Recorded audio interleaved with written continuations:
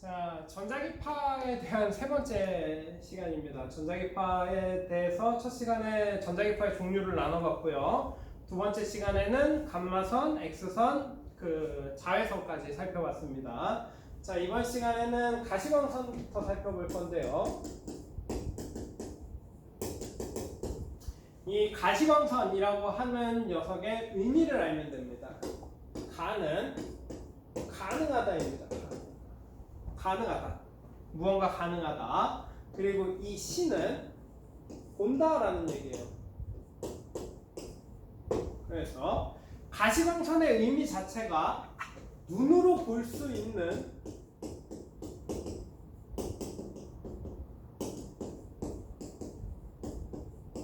영역입니다. 그렇죠? 그래서 가시광선이라는 표현 자체가 우리가 눈으로 볼 수 있는 어떤 빛이다 라고 생각하면 돼요. 여기에서 사실 그냥 눈이 아니고요, 사람의 눈입니다. 사람의 눈. 그래서 인류가 볼 수 있는 영역대를 가시광선이라고 불러요. 왜 앞에 인류라고 붙이냐 하면 동물들에 따라서는 가시광선, 인류가 볼 수 있는 가시광선 영역대를 벗어난 영역을 볼 수 있는 생물들이 존재합니다. 그래서 인류가 볼 수 없는 곳에서도 앞을 보는 그러한 생명체들이 존재한다라고 보면 되는데, 인류가 가지고 있는 수용체, 눈 안에 이제 빛을 흡수해서 그거를 신호로 바꿔줄 수 있는 세포들이 존재하는데요. 그 세포들이 반응하는 영역대다라고 생각하면 좀 더 정확할 것 같아요. 그래서 가시광선은 우리가 사물을 인식하는 데 사용합니다. 가시광선은 사물을 인식하는 데 사용한다라고 보면 될 것 같고요. 자, 이 가시광선 영역대 아래로 있었던 녀석이 자외선입니다. 자외선이 아니죠? 자외선은 지난 시간에 했죠? 자외선 말고 적외선입니다. 적외선을 본격적으로 이야기하기 전에 왜 하필 적외선, 자외선인지를 좀 이야기할 건데요. 빛을 쭉 진동수 영역대로 이렇게 나누면 우리가 볼 수 있는 가시광선 영역대가 이렇게 존재할 겁니다. 가시광선 영역대가 존재할 거고, 이쪽으로 갈수록 진동수가 증가한다. 이 가시광선 영역대를 생각해 봤을 때 진동수가 가장 낮은 영역대, 이 부분을 차지하고 있는 게 적색 계열입니다. 적색, 붉은색 계열. 그리고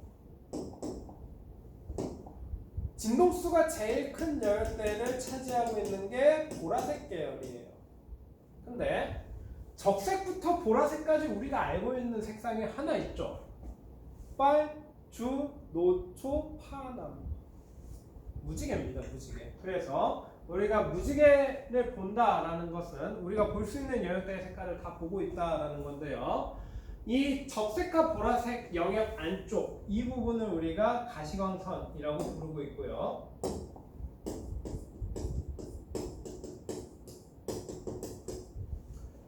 빛 중에서 적외선 영역을 벗어나 있는 영역이 있습니다. 적색 계열을 벗어나 있는 영역이 있는데, 이 적색 계열을 벗어난다? 빨간색 바뀌다 라는 의미의 적외선이고요. 보라색은 한자로 자색이라고 합니다. 그래서 보라색을 벗어난다? 그래서 자외선인 겁니다. 그래서 이름의 의미를 좀 살펴봤고, 이 적외선인데요. 적외선에는 다른 이름이 있습니다. 적외선의 별명이 하나 존재하는데, 적외선은 열선이라고 불러요. 열선. 참고로 지난번에 얘기했던 영역대 있었죠? 영역대 중에서 감마선은 첫 시간에 핵으로부터 나오고, 이제 X선은 전자로부터 나온다라고 얘기했는데, 이 자외선 영역까지는 사실 좀 더 정확히 얘기하면 온도에 의해서 발생합니다. 온도에 의해서. 그래서 온도에 따라서 적외선의 파장이 달라져요. 적외선의 진동수가 달라져요. 요즘에 코로나와 관련돼서 여러분도 매일 체크하는 게 있죠. 학교에 뭐 자가검진에서 첫 번째 물어보는 게 체온이죠. 자, 그래서 온도가 바뀌면, 온도가 변화하면 이 온도에 따라서 적외선의 진동수가 결정됩니다. 그래서 이 적외선의 진동수를 측정할 수 있다? 바꿔 얘기하면 온도를 측정할 수 있다라는 것이 되겠네요. 그리고 온도를 측정하는 장비, 우리는 온도계라고 부릅니다. 예전엔 온도계가 유리막대 형태로 생겼었어요. 유리막대 형태로 생겨서 여기에다 이렇게 껴놨죠. 여기에다 이렇게 껴놨다가 확인하거나 아니면 입에 물려놓거나, 참고로 그 애기들은 여기에 껴놓거나 여기에 물려놓는 게 힘들어서 다른 데다 집어넣습니다. 상상하지 않는 게 좋아요. 코로나 초기에 그 가게들 중에 짤방으로 돌아다니는 가게가 하나 있었죠. 마스크 안 쓰고 오셔도 됩니다. 우리 가게에는 마스크 안 쓰고 오셔도 됩니다. 단 마스크를 안 쓰고 오시면 체온 측정하시면 되는데 저희 가게에는 무슨 체온계밖에 없습니다. 라는 그거 맞아요. 그래서 이 온도계는 예전에는 사람과 직접 접촉을 시켜놨어야 됩니다. 근데 요즘에는 그렇게 안 되죠.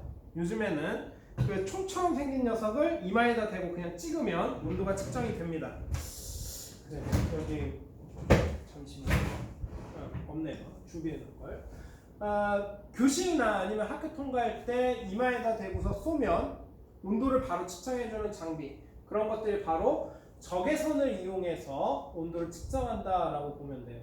자, 그리고 또 한 가지, 한동안 많이 시도가 됐었는데 잘 안 돼서 이제는 한동안 안 쓰다가 요즘에 다시 주목받고 있는 영역은 바로 통신 쪽입니다. 통신.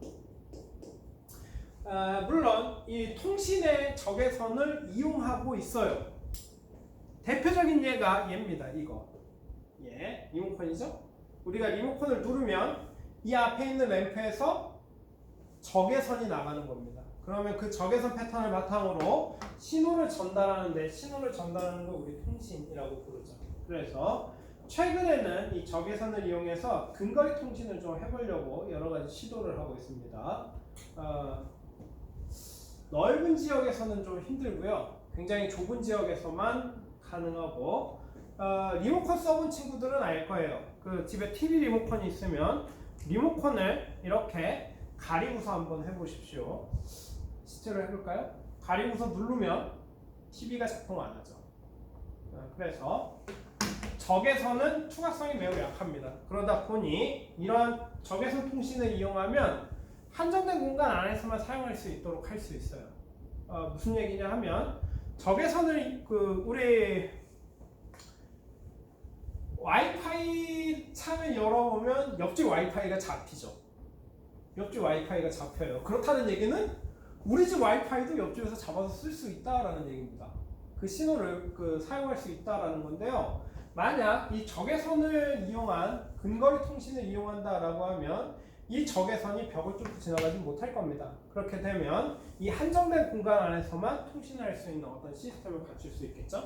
근데 잘 안 될 겁니다. 왜냐하면 이 적외선을 신호를 주고받는 장비가 서로 마주보고 있으면 잘 되겠지만, 얘를 만약 이렇게 쓴다면, 사람이 가리고 있으면 신호가 차단되는 그 형태가 나타날 거예요. 그래서 예전에는 그 좁은 지역에서 요거를 해보려고 시도를 했었다가 요즘에는 한동안 접었습니다. 불가능할 것 같아서 접었는데 최근에 다시 이 기술을 응용하려고 노력하고 있다라고 보면 될 것 같아요.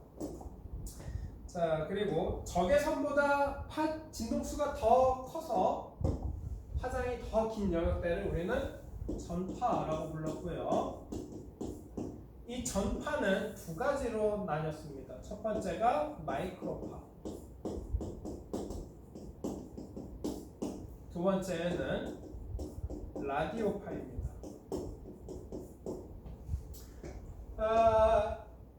전파라고 부르는 이유는 얘는 둘 다 무선통신과 관련돼서 사용되던 녀석이었어요. 무선통신이 주였습니다. 무선통신이. 근데 요즘에는 마이크로파를 다른 데 사용하고 있죠. 집집마다 마이크로파 발생기가 하나쯤은 있잖아요.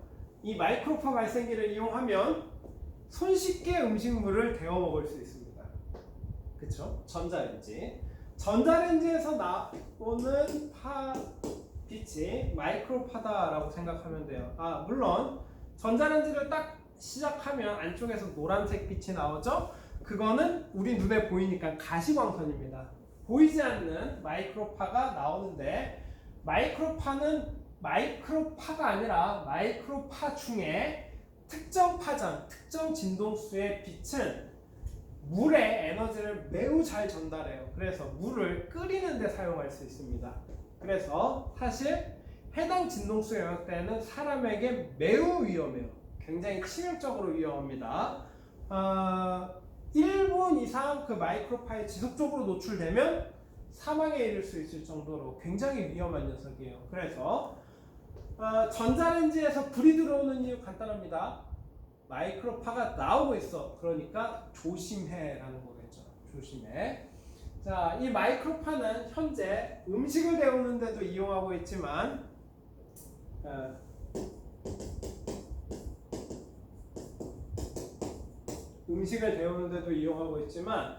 이 마이크로파는 라디오파에 비해서 직진성이 뛰어납니다. 먼 거리를 전달하는데 굉장히 효과가 좋아요. 그러다 보니 항공기나 혹은 선박 등에서 통신 장비로 활용하고 있습니다. 장애물이 없는 데에서는 마이크로파가 굉장히 좋아요. 라디오파는 얘기할 필요 없겠죠? 그래요. 방송, 통신, 방송 이런 데에서 사용을 합니다. 특히 라디오파는 특징부터 좀 적을 거 그랬네요. 항공기 선박 통신에서 이용하는 이유는 직진성이 뛰어나서입니다. 여기에서 뛰어나다라는 얘기는 라디오파 대비해서 뛰어나다라는 거예요. 위쪽에 있었던 다른 녀석들에 비하면 택도 없이 안 좋지만 직진성이 떨어지지만 라디오파에 비해서는 직진성이 좋다라는 겁니다. 그래서 광활한 지역에서, 특히 하늘과 바다와 같은 광활한 지역에선 통신에 굉장히 적합하다라고 보면 돼요. 자, 하지만 라디오파는 직진성이 상대적으로 떨어집니다. 직진성이 상대적으로 떨어지고 잘 퍼져요. 잘 퍼진다라는 얘기를 회절이 잘 이루어진다라고 이야기하는데, 이 회절이 잘 이루어지는 특성이 매우 중요합니다. 왜냐하면 이 회절이 잘 이루어져야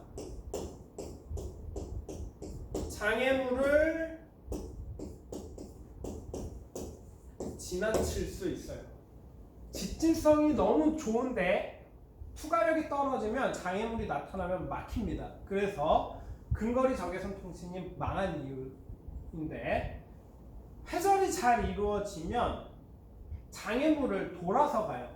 그래서 도시와 같은 환경은 건물이라고 하는 장애물이 매우 많기 때문에 마이크로파를 이용한 통신에는 제약이 심합니다. 하지만 라디오파는 회절이 잘 이루어지기 때문에 장애물이 있어도 장애물 뒤편으로 파동이 전달되는 특성을 가지고 있다라고 보면 돼요. 그러다 보니 통신, 방송 이런 데 활용하는 겁니다. 그래서 이번 시간에는 그 전자기파의 그 종류에 따라서 어떻게 이용하고 있는지를 나머지까지 살펴봤고요.